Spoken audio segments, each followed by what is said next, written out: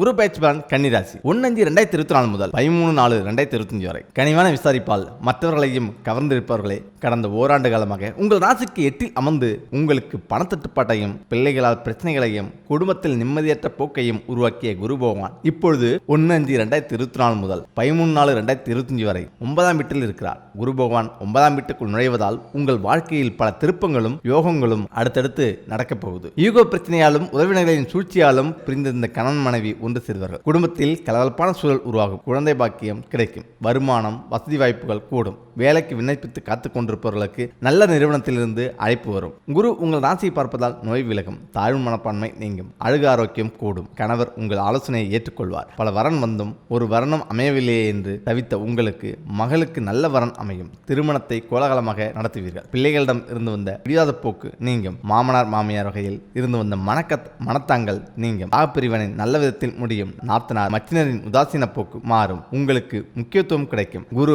3ஆம் வீட்டை பார்ப்பதால் தைரியமாக சில முடிவுகள் எடுப்பீர்கள். பழைய நகைகளை மாற்றி புது டிசைனில் வாங்குவீர்கள். சகோதர பாசம் அதிகரிக்கும். குரு 5ஆம் வீட்டை பார்ப்பதால் நிம்மதி உண்டு. ஆழ்ந்த உறக்கம் வரும். செல்வாக்கு கூடும். குரு பகவானின் நட்சத்திர பயணம் 1/5/2024 முதல் 13/6/2025 வரை உங்கள் விரையாதிபதி சூரியனின் கார்த்திகை நட்சத்திரத்தில் குரு பயணிப்பதால் சுப செலவுகள் அதிகரிக்கும். இடவசதி இல்லாத வீட்டிலிருந்து நல்ல வீட்டுக்கு மாறுவீர்கள். குடும்பத்தில் நிம்மதி பிறக்கும். அதிகார பதவியில் இருப்பவர்களால் ஆதாயம் அடைவீர். 13/6/2024 முதல் 19/8/2024 வரை மற்றும் 28/11/2024 முதல் 10/4/2025 வரை உங்களின் லாபாபதி சந்திரனின் ரோகிணி நட்சத்திரத்தில் குரு செல்வதால் திடீர் பணவரவு உண்டு. ஷேர் லாபம் தரும். மூத்த சகோதர வகையில் உதவி உண்டு. சொத்து பிரச்சனைகள் தீர்வுக்கு வரும். அடுத்தடுத்த விசேஷங்கள் உறவினர் வருகையால் வீடு களை கட்டும்.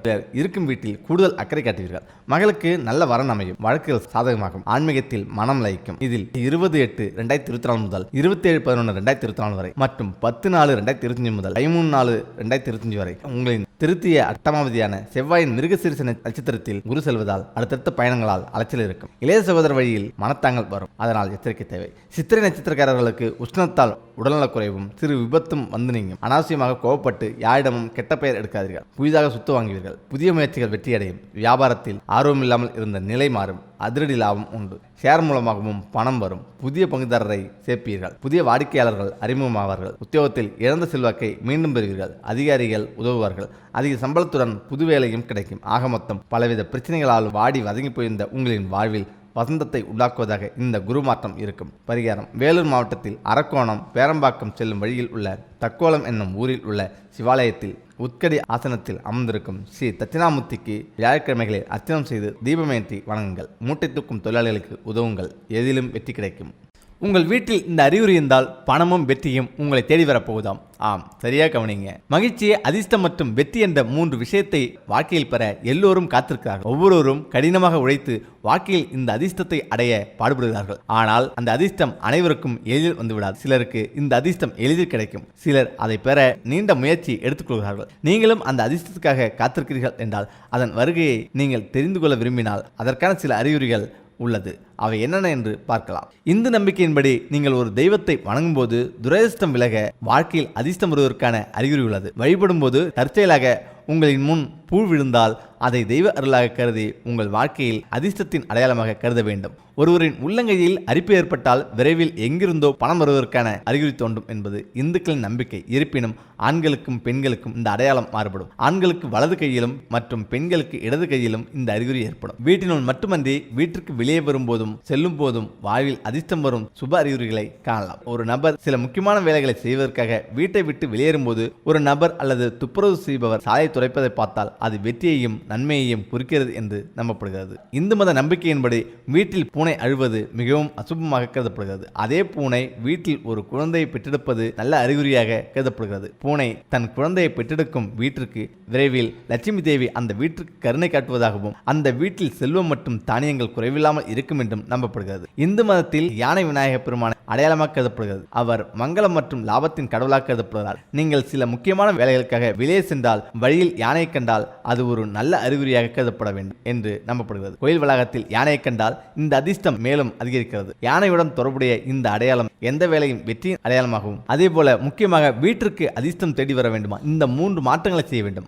வாஸ்து சாஸ்திரத்தின்படி வீட்டின் திசை மற்றும் அதன் வடிவமைப்பில் சில விஷயங்கள் சிறப்பு கவனம் செலுத்த வேண்டும். வாஸ்து நிபுணர்களின் கூற்றுப்படி வீடு கட்டும்போது வாஸ்து விதிகளை புறக்கணித்தால் எதிர்மறை ஆற்றல் வீட்டில் தங்குவதற்கு அதிக வாய்ப்புகள் உள்ளதாம். அத்தகைய சூழ்நிலையை நீங்கள் எதிர்கொண்டிருந்தால் வீட்டில் உள்ள வாஸ்து தோஷங்களை நீக்கி நேர்மறை ஆற்றலை புகுத்துவதற்கு வீட்டில் சில மாற்றங்களை செய்ய வேண்டும். வாஸ்துபடி வீட்டின் வழிபாட்டிற்கு மிகவும் பொருத்தமான திசை வடகிழக்கு, அதாவது கிழக்கு வடக்கு மூலை. வீட்டின் கோவில் எப்போதும் கிழக்கு வடக்கு அல்லது கிழக்கு வடக்கு கோணத்தில் இருக்க வேண்டும். மேலும் கோவில் சற்று உயரத்தில் இருக்க வேண்டும். இத்தகைய முறையில் நீங்கள் உங்கள் வீட்டு வழிபாட்டு அறையை அமைக்கவில்லை என்றால் மாற்றி அமைப்பது சிறந்தது. கடிகாரம். வீட்டில் கடிகாரம் சரியான இடத்தில் நிறுவப்படவில்லை என்றால் வாழ்க்கையில் பல நிதி சிக்கல்கள் எழுவதற்கு வாய்ப்புள்ளதாம். வாஸ்துபடி வீட்டில் கடிகாரத்தை மேற்கு அல்லது தெற்கு திசையில் வைக்கக்கூடாது. அதே நேரத்தில் கடிகாரத்தை கிழக்கு அல்லது வடக்கு திசையில் வைக்கலாம். கடிகாரத்தை தப்பான திசையில் நீங்கள் வைத்திருந்தால் உடனே வாஸ்துபடி மாற்றி வையுங்கள். துளசிக்கு தனி முக்கியத்துவம் உண்டு. வீட்டின் முற்றத்தில் துளசி செடியை நட வேண்டும் என்று வாஸ்துவத்தில் கூறப்பட்டுள்ளது. இது தவிர வீட்டின் கிழக்கு அல்லது கிழக்கு வடக்கு திசையில் துளசி செடியை வைப்பது மங்களகரமானதாக கருதப்படுகிறது. இவ்வாறு துளசி செடியை நடுவதன் மூலம் பொருளாதார பிரச்சனைகள் நீங்கும், வீட்டில் மகிழ்ச்சி நீங்காமல் பெருகும். அதேபோல சில விலங்குகள் வீட்டுக்குள் நுழைவது மங்களகரமானதாக கருதப்படுகிறது. சில விலங்குகளின் வருகை அசுபத்தை குறிக்கிறது. இந்த 5 மிருகங்களில் ஏதேனும் ஒன்று உங்கள் வீட்டுக்கு திடீரென வந்தால் உங்கள் வாழ்க்கையில் மகிழ்ச்சி, செல்வம் மற்றும் செல்வாக்கு பெருகும். கருப்பு எறும்புகள். உங்கள் வீட்டை சுற்றியுள்ள கருப்பு எறும்புகள் உங்கள் நிதிநிலையை பலப்படுத்தும் என்று ஜோதிடம் கூறுகிறது. கருப்பு எறும்பு சனி கிரகத்துடன் தொடர்புடையதாக கருதப்படுகிறது. கருப்பு எறும்புகள் உங்கள் வீட்டுக்கு வாயிலில் முட்டையுடன் வந்தால் விரைவில் கடனில் இருந்து விடுபடுவீர்கள். அதேபோல ஆமை. ஜோதிட சாஸ்திரப்படி உங்கள் வீட்டிற்கு ஆமை வந்தால் அது சுபம். மத நூல்களில் நீர்வாழ் விலங்குகளுக்கு சிறப்பு பங்கு உண்டு. உங்கள் வீட்டிற்கு ஆமை வந்தால் அது நேர்மறை ஆற்றலை கொண்டு செல்லும். ஆமை விஷ்ணுவின் ஆமை அவதாரமாக கருதப்படுகிறது. வீட்டிற்கு அதன் வருகை லட்சுமி தேவியை மகிழ்விக்கிறது மற்றும் மகிழ்ச்சி, செழிப்பு மற்றும் அமைதியை மேம்படுத்தும். ஜோதிட சாஸ்திரப்படி உங்கள் வீட்டிற்கு கிளி வந்தால் அது மிகவும் மங்களகரமானதாக கருதப்படுகிறது. கிளி செல்வத்தின் கடவுளான குபேரனுடன் தொடர்புடையதாக நம்பப்படுகிறது. இது புதன் கிரகத்துடன் தொடர்புடையதாகவும் நம்பப்படுகிறது. புதன் மச்சிமையின் சின்னம். கிளி காமதேவரின் வாகனம் என்று அழைக்கப்படுகிறது. வீட்டுக்குள் நுழைவதால் மகிழ்ச்சி, செல்வம் மற்றும் செழிப்பு அதிகரிக்கும். தவளை. இந்திய சூழலியல் மற்றும் ஜோதிடத்தில் தவளைக்கு சிறப்பு பங்குண்டு. தவளை உங்கள் வீட்டில் நுழைந்தால் அது அதிர்ஷ்டத்தின் அடையாளமாக கருதப்படுகிறது. தவளையோ அல்லது அதன் சிலையோ செல்வத்தை கொண்டு வர வீட்டில் வைக்கப்படுகிறது. நவகிரகங்களின் முழு சுபகிரகம் வழியில் அனைத்து விதமான செல்வங்களையும் அளிப்பவர் சப்த ரிஷிகளில் மகன் குரு என்றும் பிரகஸ்பதி என்றும் வியாழ பகவான் என்றும் அழைக்கப்படுகிறார். இவர் தேவர்களுக்கெல்லாம் குரு. நம் வாழ்வில் 2 விஷயங்கள் மிகவும் முக்கியம். அதாவது தனம் என்று சொல்லக்கூடிய பணம், இரண்டாவது புத்திர சம்பந்து சொல்லக்கூடிய குழந்தை செல்வம். இந்த 2ஐயும் அளிக்கக்கூடிய சர்வ வல்லமை பெற்ற கிரகம் குரு. குருவுக்கு மேலும் பல்வேறு விதமான ஆதிக்கங்கள் உள்ளது. ஞானம், கூந்த மதிநுட்பம், மந்திரி யோகம், நிதித்துறை, நீதித்துறை, வங்கி, கல்வி, வேத உபதேசம் போன்றவையெல்லாம் குருவின் அதிகாரத்துக்கு உட்பட்டவை. அவரது அருள் இருந்தால் இந்த துறைகளில் பிரகாசிக்கலாம். எந்தெந்த கோயில்களுக்கு சென்றால் என்னென்ன அதிர்ஷ்டம் வரும்? குரு பரிகார ஆலயங்களுக்கு சென்று பரிகாரம் செய்தால் பாதிப்பு குறையும். தடைகள் நீங்கி புத்திரப்பேறு கிட்டுவது நிச்சயம். சென்னை அருகில் வலித்தாயநாயகர் கோயில் குரு பகவான் வழிபட்ட தலமாகும். இங்கு குரு பகவான் தனி சன்னதியில் எழுந்தருள்கிறார். வேலூர் மாவட்டத்தில் அரக்கோணம் பேரபாக்கம் வழியில் தக்கோலம் உள்ளது. வலது காலை தரையில் ஊன்றி இடது காலை மடித்து அமர்ந்திருக்கிறார். தலையை சற்றே வலதுபுறம் சாய்த்த நிலையில் உட்கடி ஆசனத்தில் அமர்ந்த திருவுருவை இங்கு தரிசிக்கலாம். இது குரு பகவானுக்கு சிறந்த பரிகார தலமாக 2. தஞ்சை அடுத்த திட்டை வசிஷ்டேஸ்வரர் கோயில் தேவார பாடல் பெற்ற தலம். தஞ்சாவூரில் இருந்து 10 கிலோமீட்டர் தொலைவில் அமைந்துள்ளது. இந்த கோயிலில் மங்காம்பிகை சமேத வசிஷ்டேஸ்வரர் என்ற பெயருடன் இறைவனும் இறைவியும் அருள் புரிந்து வருகின்றனர். இறைவிக்கும் நடுவில் நின்ற நிலையில் குரு பகவான் ராஜகுருவாக வீற்றிருப்பது பக்தர்களுக்கு அருள்பாலித்து வருகிறார். குரு பகவானை வழிபட்டால் தோஷங்கள் நிவர்த்தியாகும் என்பது நம்பிக்கை. 3. தட்சிணாமூர்த்தி திருவாரூர் மாவட்டம் ஆலங்குடி ஆபத்காசேஸ்வரர் கோயில் குரு பரிகார தலங்களாகும். இத்தலம் பஞ்ச ஆரண்ய தலங்களில் ஒன்றாகும். இந்த திருக்கோயில் பிரகாரத்தின் இடதுபுறம் தட்சிணாமூர்த்தியாக குரு பகவான் அருள் புரிகிறார். தமது சீடர்களுக்கு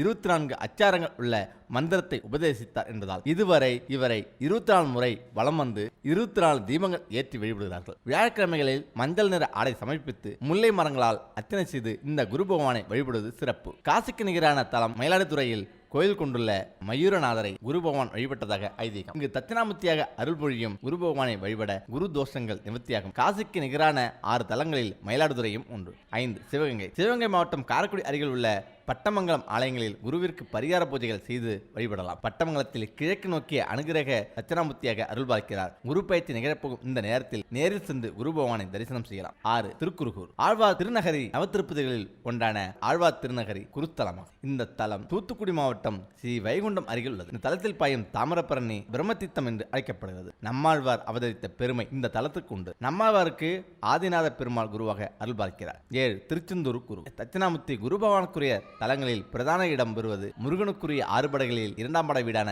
திருச்செந்தூர் ஆகும். இங்குள்ள மேதா தட்சிணாமூர்த்தியும் விசேஷமானவர். வலது கையில் சிவபெருமானுக்குரிய ஆயுதமான மழுவும் இடது கையில் மானும் உள்ளது. 8. தாமிரபரணி கரையில் உள்ள கைலாயங்களுள் ஒன்றான முரப்பநாடு தூத்துக்குடி மாவட்டம் வல்லநாடு அருகில் உள்ளது. இங்கே கைலாசநாதர் குருவின் அம்சமாக அமைந்துள்ளார். தாமிரபரணியில் நீராடி குரு பகவானை வணங்க தோஷங்கள் அனைத்தும் நீக்கும், வாய்ப்புகள் குறைந்து நன்மைகள் அதிகமாக நடக்கும். வியாழக்கிழமைகளில் சென்று பூஜை செய்வது மிகவும் சிறப்பு வாய்ந்தது.